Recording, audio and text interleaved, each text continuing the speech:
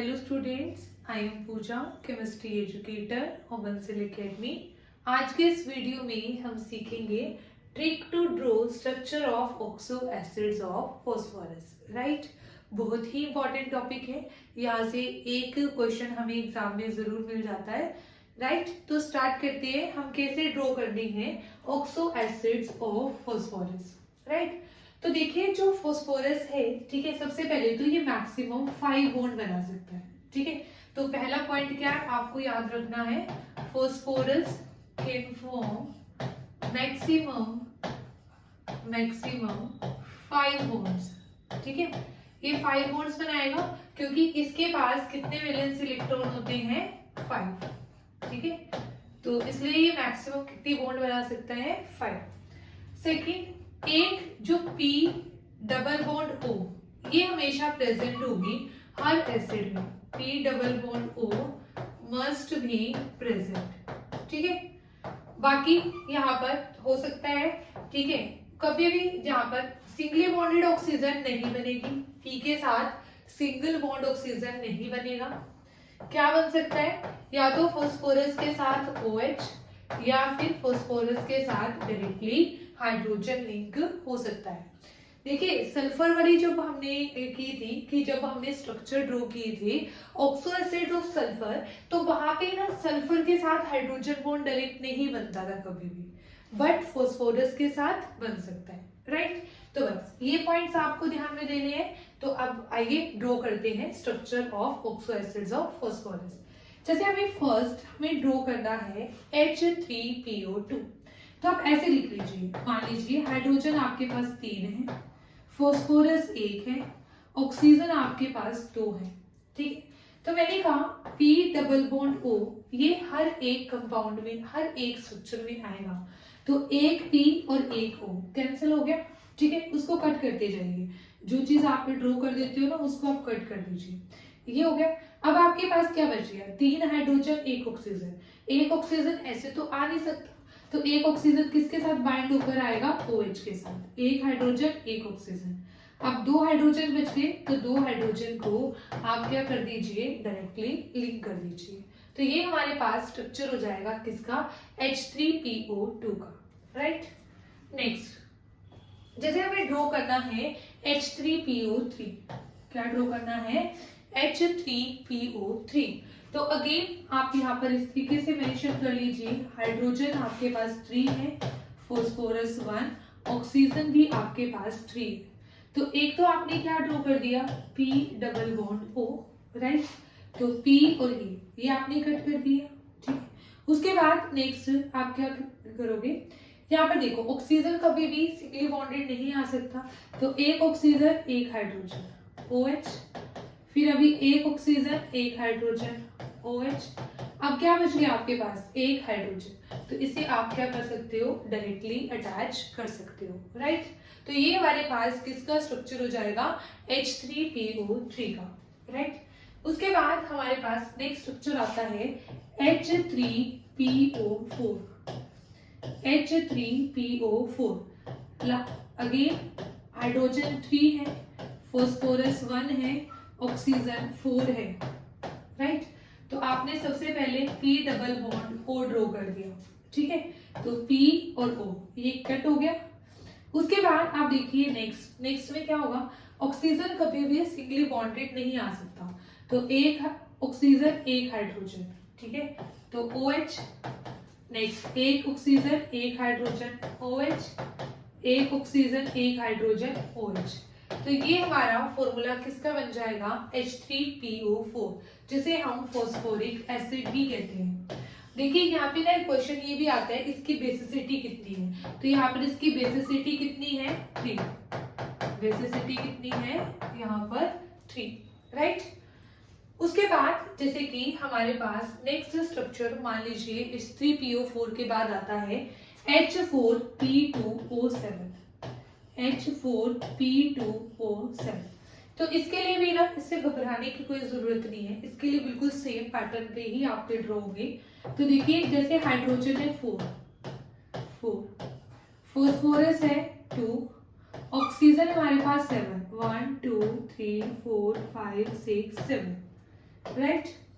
तो देखिए इसमें ना अब आपके पास यहाँ पर 2 फॉस्फोरस हैं, ठीक है। तो आप यहाँ पे ना 2 फॉस्फोरस को ही ड्रॉ कर लीजिए, P डबल बॉन्ड O, और एक हमने ऐसे ड्रॉ कर लिया P डबल बॉन्ड O।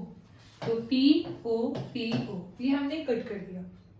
उसके बाद अब हम क्या करते हैं, अब हम ऐसा करते हैं, एक ऑक्सीजन सिंगली बॉन्डेड तो हो नहीं सकती, एक H और एक O, OH यहाँ पे लगा दिया, फिर एक H और एक O यहाँ पे लगा दिया, ठीक है।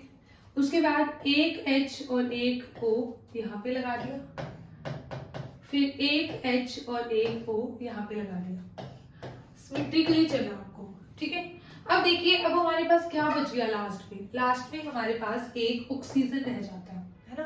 तो वो क्या करोगे, अब ऑक्सीजन मैंने कहा सिंगली बॉन्डेड तो डायरेक्ट फॉस्फोरस से हो नहीं सकता, पर कोई बात नहीं, यहाँ पे हमारे पास क्या है, 2 बॉन्ड बने हैं, यहाँ पे तो 2 बॉन्ड बनी है ना। देखो P ऐसे सिंगल बॉन्ड नहीं बन सकती, पर दोनों तरफ सल्फर से तो 2 बॉन्ड बनी है ना इसकी, तो इसको आप एक बॉन्ड कंसीडर नहीं करोगे। यहाँ पर ये कितनी बॉन्ड है इसकी, 2 बॉन्ड्स है। तो ये हमारे पास स्ट्रक्चर हो जाएगा किसका, H4P2O7 का, राइट। आई होप सो आपको ये चीज समझ में आई होगी। और भी हम स्ट्रक्चर ड्रॉ करते हैं, मान लीजिए H4P2O6 है। नेक्स्ट हमें ड्रॉ करना है स्ट्रक्चर H4P2O6, ठीक है। तो अगेन आप यहाँ पे ड्रॉ कर लीजिए, हाइड्रोजन 4 है, फॉस्फोरस 2 है, ऑक्सीजन हमारे पास 6, 1 2 3 4 5 6। अब फॉस्फोरस ऑक्सीजन, तो मतलब हमने 2 phosphorus which is doubly bonded with oxygen, ये हमने ड्रॉ कर लिए, ठीक है। उसके बाद नेक्स्ट देखिए, नेक्स्ट में क्या होगा, हमारे पास यहाँ पर एक हाइड्रोजन एक ऑक्सीजन, OH, एक हाइड्रोजन एक ऑक्सीजन यहाँ पे आ गया।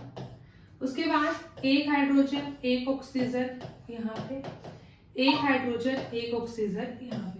अब आपको यहाँ पे तो कुछ बचा ही नहीं, तो क्या करें, तो कुछ नहीं करना, आपको यहाँ पे फॉस्फोरस को क्या कर देना है, लिंक कर देना है। तो ये हमारे पास किसका स्ट्रक्चर हुआ, H4P2O6, राइट।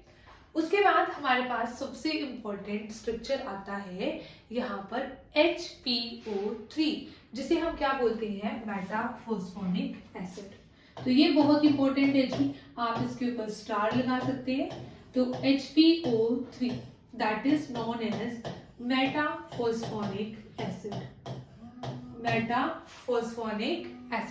1 मिनट, हाँ जी, ठीक है। तो हमारे पास देखिए यहाँ पर आता है मेटाफॉस्फोनिक एसिड। तो देखिए जो मेटाफॉस्फोनिक एसिड है, अगर हम अपने रूल के अकॉर्डिंग यहाँ पर बनाएं, जैसे HPO3 है, हाइड्रोजन 1, फॉस्फोरस 1, ऑक्सीजन कितने हैं, 3 है, ऑक्सीजन कितने हैं, 3 है। तो हम यहाँ पर क्या करेंगे, हम तो इस तरीके से बनाएंगे, P डबल बॉन्ड O, एक P और एक O। अब 2 ऑक्सीजन बच गए, एक हाइड्रोजन बच गया, तो यहाँ पे देखिए एक हाइड्रोजन और 2 ऑक्सीजन, एक हाइड्रोजन एक ऑक्सीजन, OH हो गया, OH, और एक ऑक्सीजन बच गया। तो ऑक्सीजन सिंगली बॉन्डेड तो आ नहीं सकता, मतलब ये क्या आएगा, डबली बॉन्डेड। पर ये तो कोई टेट्राहेड्रल वाली फॉर्म है ही नहीं। हमेशा ना जो हमारे फॉस्फोरस एसिड के स्ट्रक्चर्स होते हैं वो टेट्राहेड्रल फॉर्म वाले होते हैं, मतलब इस तरीके के होते हैं, है ना, ऐसे। यहाँ पे डबल बॉन्ड होता है बस इस तरीके के, पर ये तो क्या बन गए, ये तो टेट्राहेड्रल नहीं है, तो मतलब ये स्ट्रक्चर क्या है, रॉन्ग। क्यों रॉन्ग है, क्योंकि जो हमारे पास मेटाफॉस्फोनिक एसिड है वो एग्जिस्ट करता है इन द पॉलीमेरिक फॉर्म, ठीक है। वो किस में फॉर्म एग्जिस्ट करता है, exist in polymeric form. Metaphosphonic acid exist in polymeric form, ठीक है। ये पॉलीमर की फॉर्म में एग्जिस्ट करता है, राइट। अगर हम डाइमर बनाएंगे या ट्राइमर कैसे बनाएंगे, तो इसका हम डाइमर भी बना सकते हैं, ट्राइमर भी बना सकते हैं। तो देखिए अगर हमें इसका क्या बनाना है, डाइमर बनाना है, डाइमर, तो हम यहाँ पे ना इसको इस तरीके से लिख लेंगे, P double bond O, P double bond O, एक OH था, और 2 ऑक्सीजन थे, तो 2 ऑक्सीजन को ना आप कुछ इस तरीके से लिख लोगे, ठीक है। मतलब यहाँ पे इसको एज अ 2 बॉन्ड आप रिप्रेजेंट करोगे, P double bond O, P double bond O। अब यहाँ पे P डबल बॉन्ड O ऐसे ही हम दूसरी यूनिट लिख लेंगे, यहाँ पर OH, ठीक है। अब इसकी क्या होगी, 2 वैलेंसीज होगी, तो अब इसको हम क्या कर देंगे, इस तरीके से कनेक्ट कर देंगे, राइट। यहाँ पर ये हो गया और ये हो गया, तो ये हमारे पास क्या बन जाएगा, डाइमर ऑफ मेटाफॉस्फोनिक एसिड। ऐसे ही सिमिलर वे में हम ट्राइमर भी ड्रॉ कर सकते हैं, राइट। तो ट्राइमर कैसे ड्रॉ करना है, देखिए यहाँ पर ऐसे ना हमें 3 यूनिट्स बना लेनी है, P डबल बॉन्ड O, यहाँ पर OH हो गया, ठीक है। ऐसे ही यहाँ पर P डबल बॉन्ड O, यहाँ पर OH, ऐसे यहाँ पर बना लीजिए P डबल बॉन्ड O और एक OH, ठीक है। अब यहाँ पर हमने लगा दिया ऑक्सीजन, ऐसे ऑक्सीजन, तो यहाँ पे देखिए 2 वैलेंसीज है, मैं इससे ड्रॉ करती हूँ लाइक दिस, ठीक है। तो यहाँ पे इससे ये बॉन्ड बन जाएगी, ठीक है, इससे ये बॉन्ड बन जाएगी। अब यहाँ पे इनके बीच में ये ऑक्सीजन और ये लाइक दिस, तो ये हमारे पास क्या बन जाएगा, trimer of metaphosphonic acid, trimer of metaphosphonic acid, right. तो ये हमारे पास ट्रिक थी जिससे हम क्या कर सकते हैं, easily structure of oxo acid of phosphorus draw कर सकते हैं। Okay, thank you so much.